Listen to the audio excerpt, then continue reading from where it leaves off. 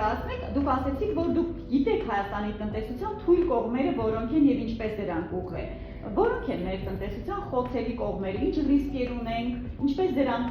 լուծել բիզնեսը, ինչպես առաջնորդվի։ Կենտրոնանում երկու գաղափարներով վրա հետևյալն է։ Առաջին մեր բիզնեսներով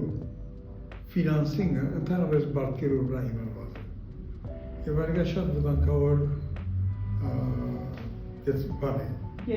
երևույթ է։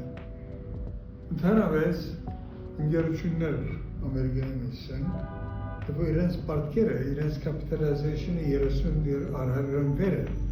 որոնք շատ ռիսկ ունեն։ Ըստ երևույթին դենսի դրված թիվերով վրա հիմնված Հայաստանի կապիտալիզացիայի 90% է բարդը։ Իհարկե չափազանց բարձր ռիսկ է անում։ Անիկա պետք է լուծորեն մտածվի այդ մասին եւ ես կգործեմ որ սևերեն մեկը ոչ թե պարտքերի կապիտալիզացիոն վար բերել,